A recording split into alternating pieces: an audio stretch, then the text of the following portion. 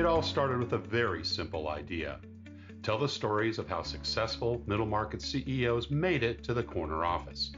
I'm Brant Handley, founder and managing director of Resource Options International, or ROI. We're the USA's premier executive search firm focused exclusively on empowering middle market companies to attract, hire, and retain A players while transforming top executives' careers and lives. ROI's Into the Corner office is dedicated to discovering how middle market CEOs advance their career, and we're making these remarkable and sometimes quite unbelievable stories available to you for the very first time. Listen and learn about the challenges they've overcome, the interesting people they've met along the way, and the lessons learned that steered these executives' unique journey into a middle market corner office of their own. I know you enjoy these CEO stories as much as I've enjoyed recording them, so thank you for listening today. And if you like what you've heard, rate us on iTunes or wherever you get your podcasts. I'm looking forward to you joining me on the next great middle market CEO adventure into the corner office.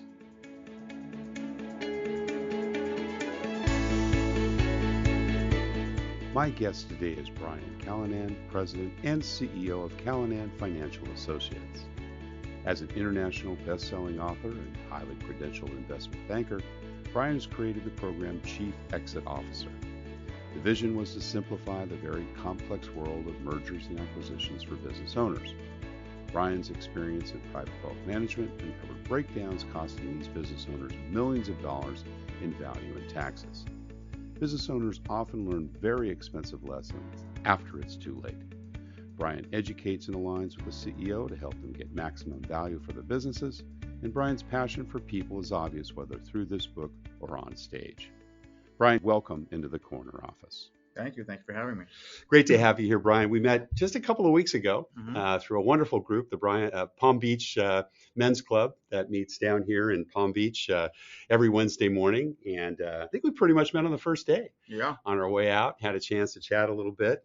Brian is a believer, as I am, and it's a great group to be able to connect with other men and God during the middle of the week and have that pause opportunity. And Brian and I hit it off straight away, and I'm absolutely intrigued to hear more about Chief Exit Officer and what that means in this new program that you're launching. But we always like to start in the beginning, Brian, and that's learning a little bit about you, particularly your early years. So maybe you can just tell us a little bit about, where you grew up and what your early family life was like. So I grew up in Woburn, which is just north of the city of Boston, and I'm one of four boys raised by mom and dad who are still together today, 58 years later. 58 years. That's awesome. That is awesome. After raising four boys, which people like to know whether or not my mom still has all her marbles. Are you close? Are your brothers and you within just a few years apart? We are. We're typical Irish. We're all like Irish twins. Irish twins. 14 to 16 months apart. Right. Yeah. Yeah. So and no girls. No girls. We teased my youngest brother to say he was as close as Dad was getting, which he's a good sport. We have a good sense of humor in the family. We're all very close. Dad was a Marine and worked for the power company in Boston Edison, for about 38 years. And Mom was a nurse and found a path to school nursing so as to be involved in our lives and our activities. And she worked full time then too as you were growing up. Wow. Yeah. But the school nursing afforded her the opportunity to be home when we were, summers, school vacations, etc. So it turned out to be a blessing. What were some of the key lessons that you learned growing up, that maybe Mom and Dad imparted on you? Well, I always say they're the best team I've ever seen. They work incredibly close together. They are incredibly adventurous. Every time I turn around, it's something different. There'll be times he'll call me. He called me not long ago and said, I need you to go look up an RV park in Broward County. And I'm like, that's down in Florida, listeners. Yes. I said, whatever for, Dad. What do you need an RV park for? He goes, well, I bought an RV. Really? I'm like, you what? And so, it's moments like that. Or we've had a home in upstate New York up in the Adirondacks by Lake George. And so at one point I had just rolled into town. I had a home in Lake Luzerne, actually, the neighbors there. And said, I'm in town, let's meet. They said, okay, meet at this restaurant here. I said, do you want me to swing by and grab you? They said, no, well, we're going to pull up on the boat. We'll come in off the dock. I'm like, what boat? So adventurous sounds like the right descriptor. Yeah. I love that. So they've been, I think Dad retired at 55. Nice. He just turned 84. Wow. And they've really been all over God's green earth and they're living it right. Having a good time together. Yeah. Now, did you grow up in a Christian home? Were mom and dad believers? And Absolutely, yeah, yeah, absolutely. Mom and dad, the grandmother and father, and aunts and uncles with whom we were particularly close. We right. would spend Christmas, New Year's, Thanksgiving, Mother's Day, Father's Day, and it was always around either church and a meal, really. Yeah, yeah. So Love it. yeah, Were you a good student in school? I was not a great student in school. Um, I later found out that I had ADD, and I Ah, didn't quite understand what was going on. wow. Yeah, and probably weren't, didn't diagnose it very well back then. No, Yeah, no. In yeah. fact, it was really hard because I was in a competitive Catholic school, Right, getting ready to go to the college track, right, etc. But it was in college that I went to the student union building and all this and began to learn to study and really learn some skills that I didn't have. And as time's gone on and I've acquired all these licenses and all these designations, I've come to find I'm a really good student now, right. only because I've learned how to channel Discipline. my Yeah, strengths and use yeah. certain disciplines to have success Right, with the right. studies. You mentioned sports. What sports were you involved with in school? I played hockey, football, Wow. and baseball, and Yeah, my passion was hockey. yeah. Right, Mm. right. So the Bruins, big Yeah, part of your life. yeah, yeah. Now, when did you leave Boston? Because your parents down here in Florida now too. I think you Yeah, told me they earlier own a today. home in upstate New York, and they Yeah. own a home in Central Florida. I left Boston. I studied to be a teacher. I went to Framingham State Right. University, Right. which its claim to fame is Horace Mann was the father of education, Okay.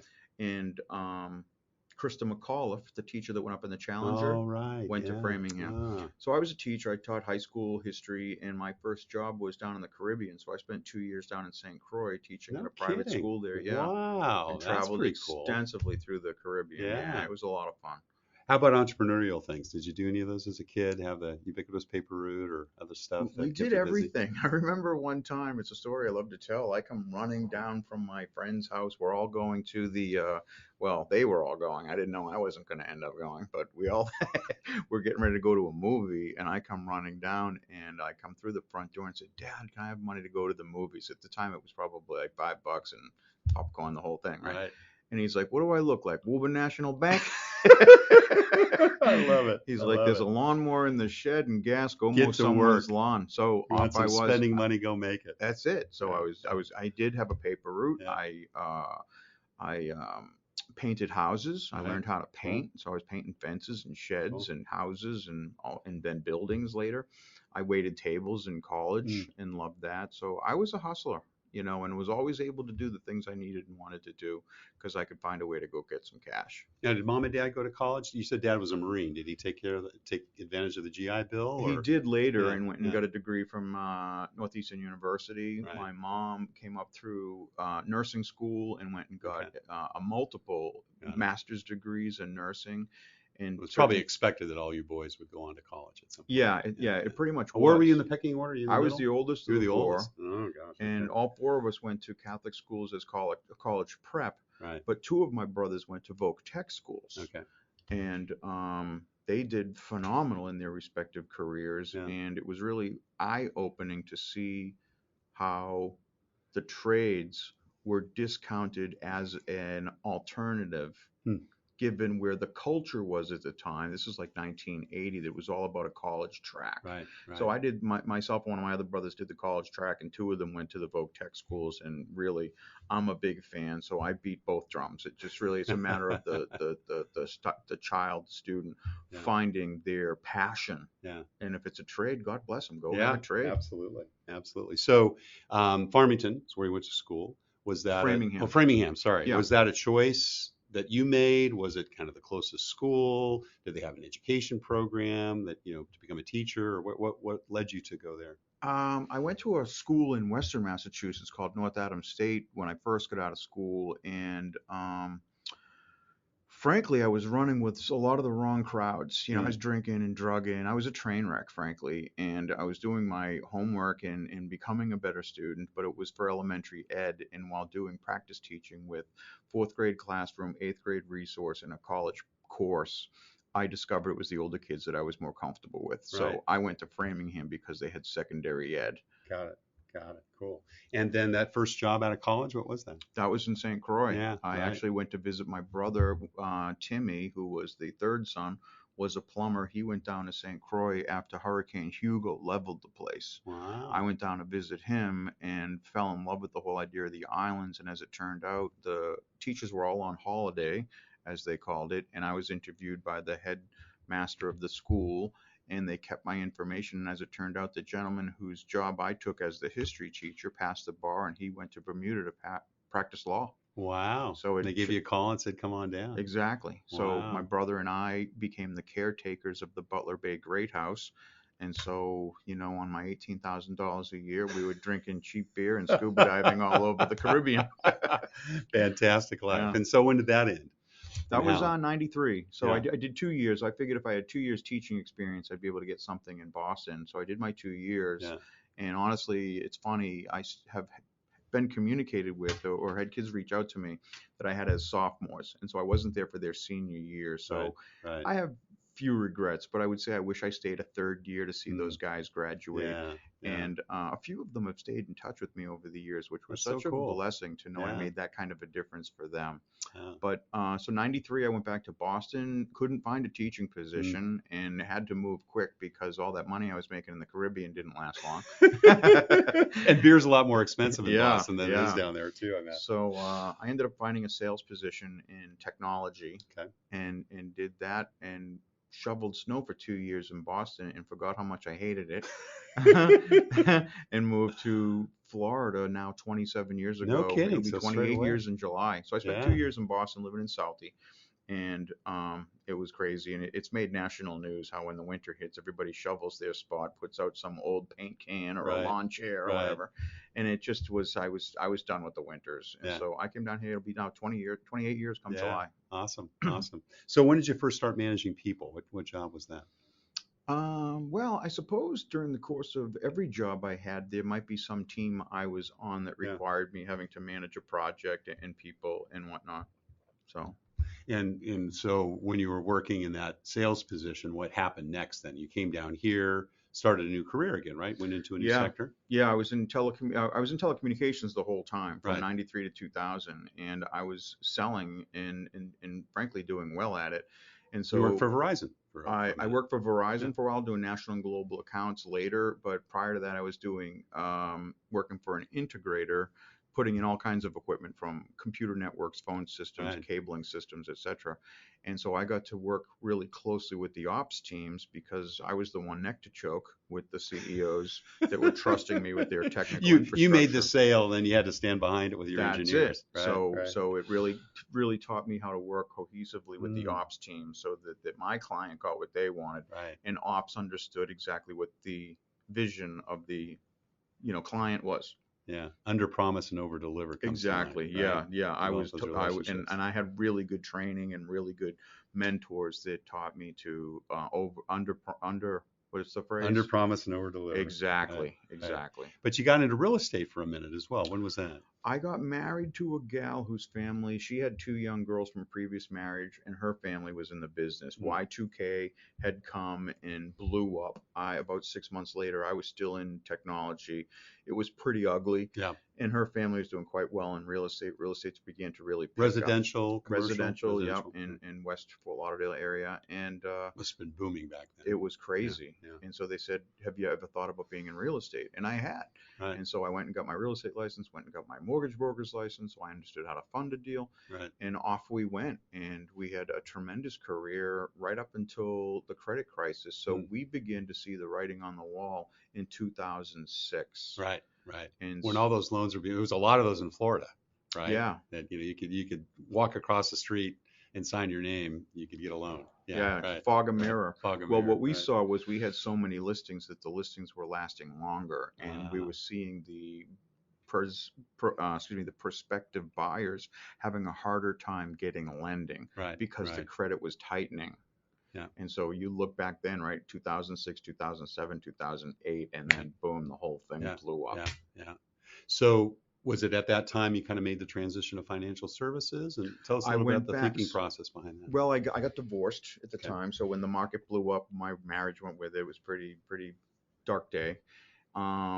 And I still had maintained all my board positions and my contacts in tech, and was given an opportunity to go work on the national account and global account team with Verizon Business, and did that during basically 7, 8, and 9. So I was there for 3 full years, and the CIOs were all running around with their hair on fire because Crazy time. in a bear market like we were, Yeah. the bully with the stick was the CFO, who was taking budgets from all kinds of projects. Right. And those Cutting guys, left and right. yeah, those guys were all running around with their hair on fire and looking for jobs because they were also very expensive talent that were getting let go of. Right. So I went to a friend who was an investment banker making all kinds of money and said, "Where's the money going?" Figuring he'd say, "Go into healthcare, sell medical equipment, you'll be fine." Yeah. And he said, "Your skills transfer. Come aboard."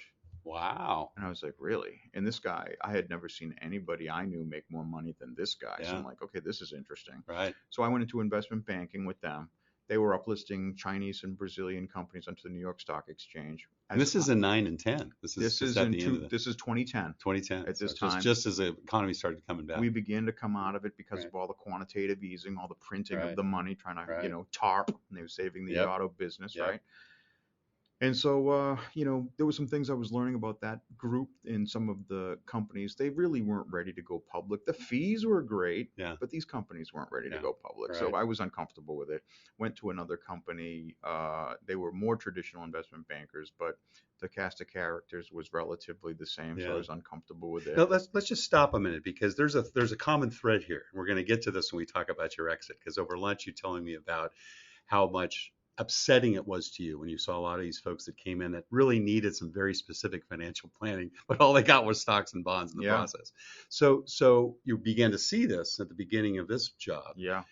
How much of your faith you think drove that? Was there some ethical things that you Absolutely. figured? 100%. So tell us a little bit about that. What was it kind of the inside feeling that you get? Was it the Holy Spirit whispering in your ear on the shoulder, or what were those things that kind of triggered those reactions? Because we all have them, but many of us kind of ignore them, and if you ignore them long enough, guess what? Yeah, They you stop. become one of them. You become Yeah, one of them. absolutely. So earlier on when I was seeing this, it was less the Spirit of the Lord that helped me see that, but that came later when the book came, and I can Right. speak to that We'll detail talk about that later. in a minute. Yeah. This particular part of it, it was really more the street kid in me, right? So I grew up on the streets. It was pretty rough and tumble place, drinking, drugging, These are the Woburn streets or the South Boston streets?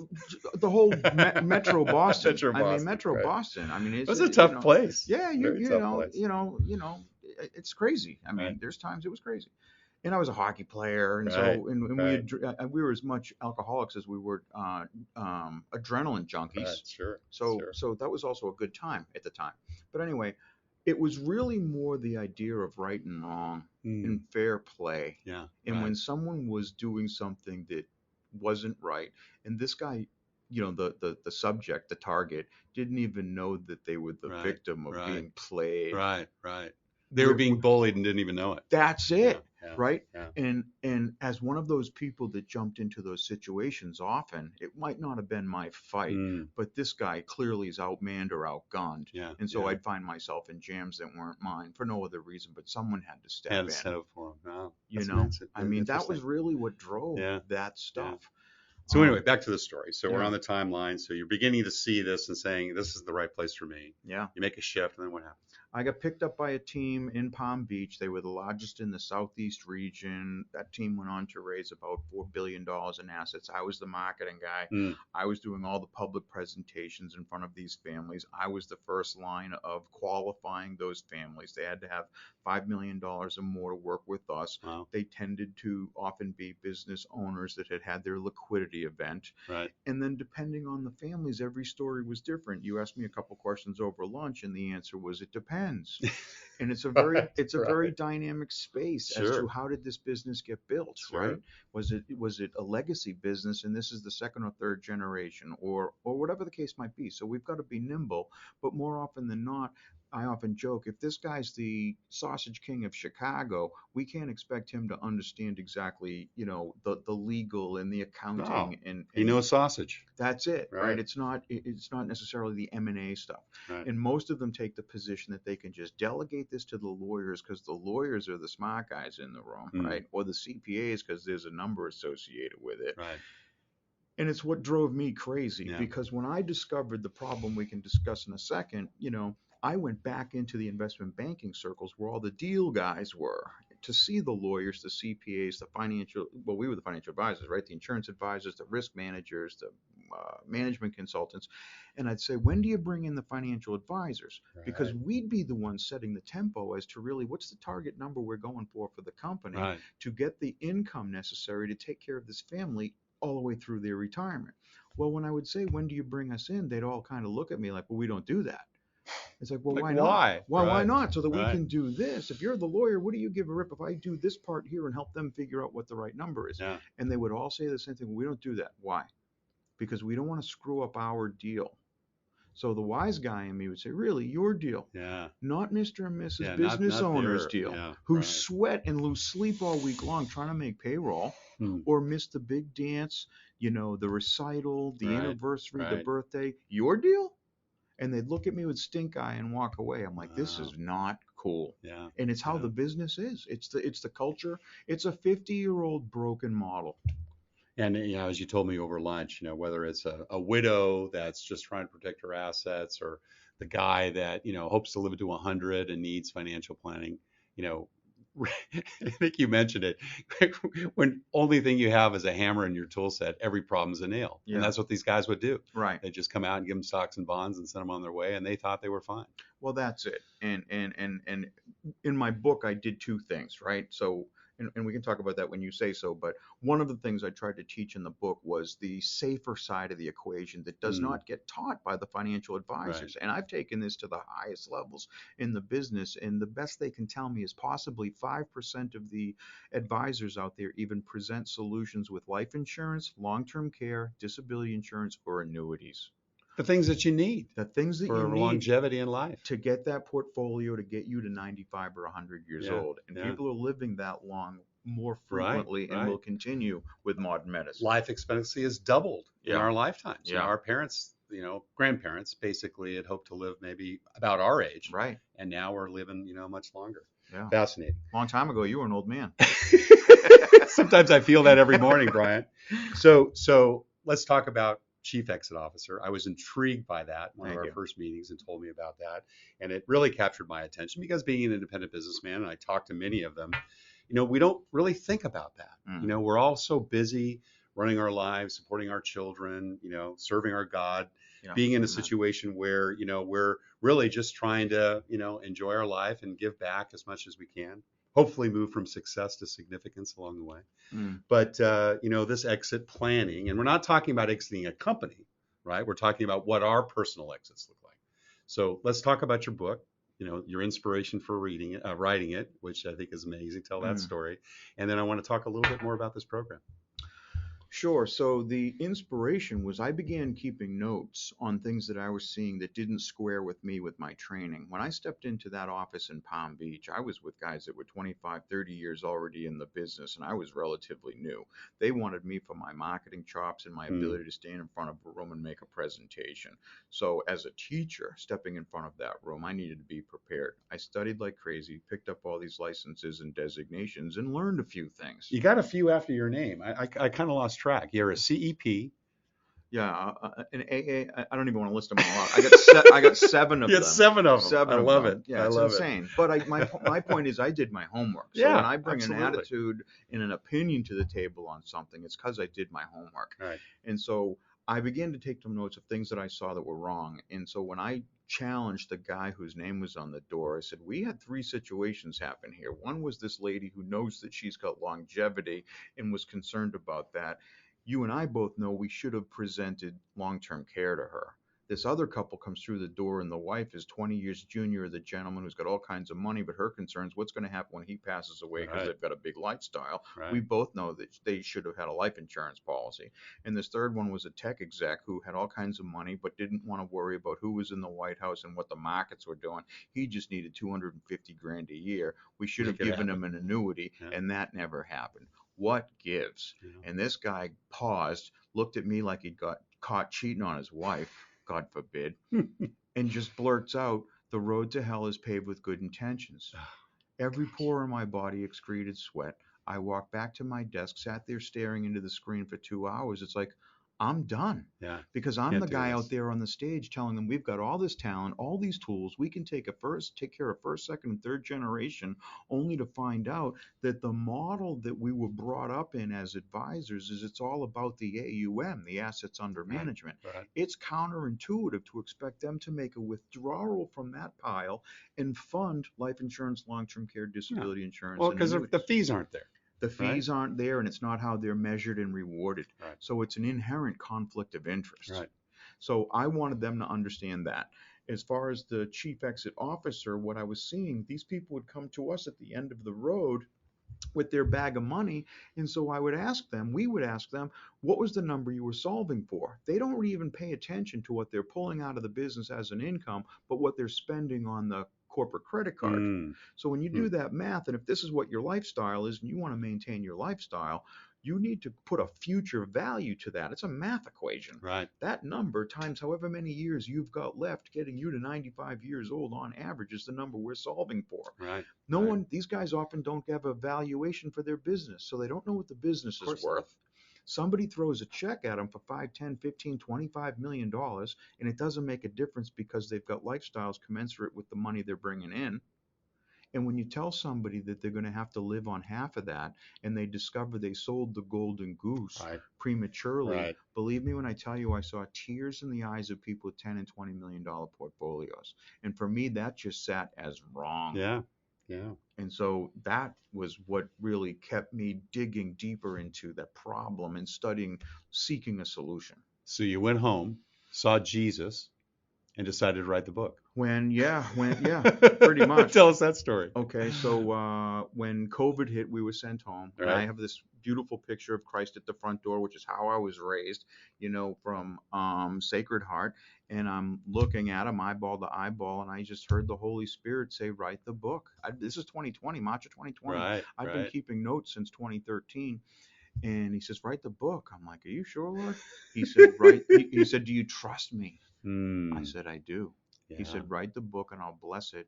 And honestly, I sat there and cried my heart out because it was just so overwhelming to have that experience and then know the project I was just committing to taking on while I'm staring him in the face. Now I can remember the visuals of the book with a big fist coming through, but tell us the title of the book. The title of the book is Don't Get Bullied by Your Bank or Anyone Else. The 5-step plan to exit your business with all the money you need to live the life you want. I love it. What's funny is that came at a point when I was all jacked up while I was writing this thing. And my notes going back to 2013 were all about the book was going to be titled Women, Widows, and Wealth. Right. Because you saw so many women that were being exploited. Well, the industry, yes, I saw a lot of families being exploited, right? But my concern, and it's a thing in banking that they're now beginning to pay attention to the women because the men used to handle this with guys that they would drink with and hunt with and golf with and whatnot. The men would predecease the women, and then the women were stuck with the plan that was put together or without one. Right. And that's my concern because, and I'd be in front of an audience and I shared this with you, ladies and gentlemen, I have good news and bad news. You're going to live to be 90, 95, or 100. Gentlemen, bad news, as I'm tapping my virtual cigar, you're going to go first. What's the plan to take care of the caretakers when the caretakers can no longer take care of themselves? Right. And that room is silent. Right. So that was going to be the title of it. It ended up being a chapter. And then really it was kind of the street kid in me that just really, what's happening out there. There's a lot of bullying. It's like you said before. Yeah. I could argue that they're being taken advantage of it. And it's really, I don't even know what to say except to say I want to be part of a different solution because a lot of people need the help. We're going to have it statistically. We know this as a fact. We're going to have a tsunami of widows that cannot take care of themselves. Right.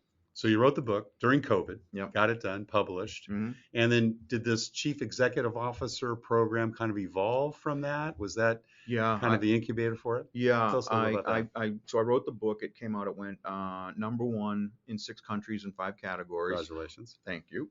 I then began to use it to open up some doors to get some speaking gigs and did other podcasts and got some smaller stages. Right. And a larger stage was in May, I was the keynote on exit planning in front of 400 CEOs in Vegas, which was a nice opportunity, right? And while working with some other practitioners whose eyes were being opened for the first time as I was sharing some of these things, because these practitioners are used to really only being in their lane. Right. The lawyers, the CPAs, the management consultants, etc.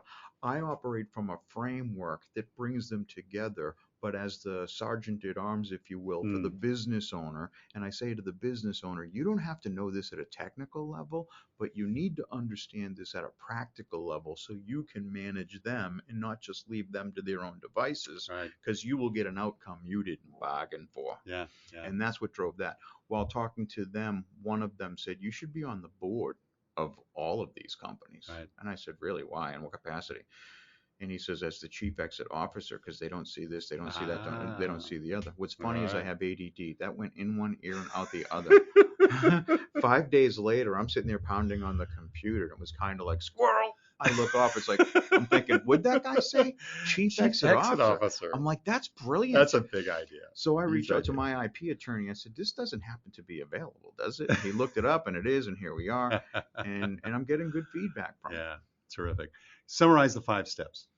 Give us the headlines. Well, basically, it's a matter of, number one, assessing where people are. Right. So in those assessments, there's a personal readiness assessment. Are you and your partner, or you and your spouse, or whatever, ready to retire? Because in some cases, one is and the other one's not. Is the business transferable? Is it built in a way where you can transfer it to somebody else? Or are all these bright ideas in your head and not documented? Right.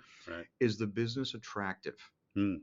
To others, investors, private equity firms. Because what happens is a lot of times people come to the table, they'll flirt for 6 months and all this, and then ghost you, and it's because they don't want to look you in the eye and tell you have an ugly baby.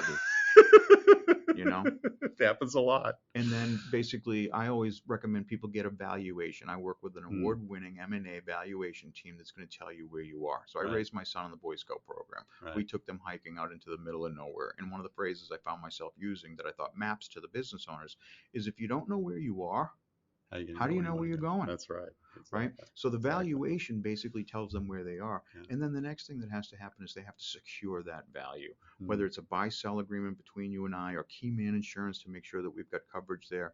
And then you go about de-risking the business, because if you have, whether it's a client that represents 10% or more of your income, that's a red flag. If you don't have good processes and procedures and systems, that's a problem. If you don't have a good reputation in your own space, or if you do, get the documentation. We were number one in this. We were rated top. Testimonials. All that stuff goes a long way. So it's those things that need to be done on the front end. And you come in as a team, right? You've got some folks that are advising. They're of the same ilk of view with regards to their ethics and their approaches. And what does that team look like? What kind of folks do you come up alongside and help others with? You're going to love this answer. It depends. I've heard that out of your mouth so many times today, Brian, but I get it. In some cases, we come in. So I like to come in first and foremost with the family, with the business owner themselves, and begin to lay the groundwork so they understand this and see this is, I use the analogy. It's like, you're the owner of this NFL team. I'm the coach with boots on the ground, and then I'm going to help call the plays and know who the players are. You may very well have an attorney that's astute at doing this, and we'll keep them, or in a CPA or whatever it is. If it turns out, though, that there's someone that this is a little beyond them, most business owners' wealth, 80 to 90% of their wealth is wrapped up in their illiquid business. So this is consequential. If we have to fly someone in and parachute them in to write a document or do an audit or do something, we'll bring in a team member, that has credentials similar to mine, and get that project handled, and then go to the next thing. Yeah, awesome. And with regards to the situation, when does somebody, what are the signs, I guess, as a business owner, when I might need this? Is it having your own personal doubt about how am I going to take care of my kids or my younger wife, or potentially leave a legacy, and a foundation for what I want to do? Is that when I come to you, or what are the areas in which those problems kind of tend to show themselves out, and someone should say, hey, I need some help here? Because the problem with entrepreneurs is they don't really like going outside. I was listening to a LinkedIn today about how Steve Jobs, when he was 12 years old, called Bill Hewitt. He needed some parts. His phone was listed in the phone book. Answered the phone, got the parts. He ended up getting a summer job, and Steve was famous for going out there and asking for help all the time. Yeah. A lot of folks let their ego get in the way, and they don't reach Right. out. So, Right. so what are the problems? What are the signs that this is needed? Yeah, well, let me just speak to that last comment, which is, and then they otherwise just delegate this. That's right. And this is what I That's say right. to them. So I said, Yeah. what's made you a successful CEO is your ability to delegate. This Right. is not a project you can delegate Right. entirely, which Right. is why you have Right. to understand it at a practical level, right? So, when I asked this question once before, when should someone start thinking about exit planning? The minute you think you want to go into a business, you need to know your exit strategy.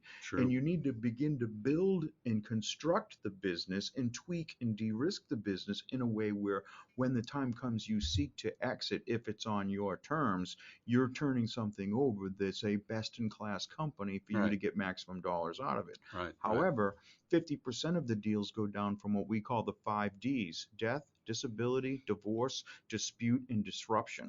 So Wait a minute. Let's repeat those again. The 5 Ds are death, death. disability, Right. divorce, dispute between partners, and disruption in the industry. Yeah. Wow. And that's what drives 50% of the deal. So if one of those things happen to you and you're not ready, you're And your just plan's not in place. your plans aren't. Yeah. Most of those businesses unceremoniously turn the sign, gone fishing, and close down, and Right. that's it. Right. Right. That's sad because there's a lot of really good, small, profitable businesses that could be transferred to someone else, and sometimes you can transfer them right to the employees. So bottom line, we all have to have an exit strategy of some We're kind. going out either in a box or on our terms. I think I'd prefer to go out on my terms. Yeah, and I'd like to see that happen for people. So in your estimate, what percentage of business owners that maybe have a business between $5 and $50 million have that problem? How many of them actually have an exit plan in your estimation?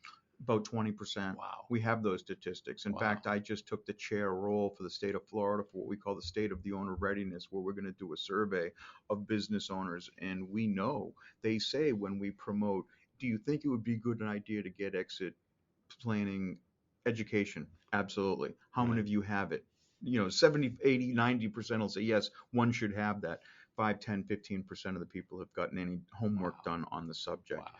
And Wow. so that's what we're trying to do, is really create some exposure for the need for it, because the business owners are not problem aware. No. They think it's as simple as selling their house. And it's That's the right. best analogy I can come up with. Yeah. I was telling you about that $15 million home I Right. sold last Right. year. It's the exact same thing. I said, listen, we can get this thing done, but there's a process. And I went and got in their case, it's not a valuation like you would a business, but we got an appraisal. Right. I brought in an inspector. We looked for everything that was broken, missing, obsolete, missing, or whatever the case might be. We fixed it. I brought in a world-class videographer, photographer, and For marketing stager. purposes, yeah. And when we sold the thing, in less than 60 days, I got a $15 million home with a contract on it, above appraised value, and got the thing closed. Yeah. It's the same process Right. as selling a Sure. business. Yeah. And Yeah. so if we go through all of these things, and what's interesting is business owners don't understand that they're under inspection all the time. Right. When you look at the supply chain of who they're getting their raw materials from to create their secret sauce, and the clients with whom they work to deliver that, somewhere in that process is someone keeping an eye on them. Whereas if your particular spot in that chain of command is important to someone else, they don't want to risk losing you, because you're providing a deliverable that allows them to deliver to somebody else. Right. So Right. if somebody comes to you and says, hey, we'd like to make an offer, and it's what we call a strategic buyer, you're going to get better than best in class pricing for that business in the event you're ready to field that unsolicited offer. Because if not, one of those D's hit you. That's right. And it's too late. That's right. And Too hard to do 35 it. years of all that work you did never gets realized, Yeah. and people are wondering why they're broke at this age after working that many years on that business. Brian, we could talk all afternoon, but we won't. Okay. But we always have one last question we ask all our guests. And in this case, I'm going to put a little twist on it, because obviously we've got a younger audience. A lot of folks are listening to this and, wanting to obviously gain a little bit of wisdom. And what would you say to someone who is, maybe got their own sights on having their own business someday, being that CEO, but, kind of gone through that transformation that you've gone through? Maybe they're in an industry where they don't really feel that the ethics are right. Maybe it's their boss, maybe it's their past employer, maybe it's the industry or their sector they're in. What would you tell them? What kind of life advice would you give them with regards to, kind of making it through that into the next zone? They've got to be true to themselves first. And for me, it was a matter of my faith. I trusted myself enough to know that I'd do the right thing, but I also trusted my faith in God, that He had a plan.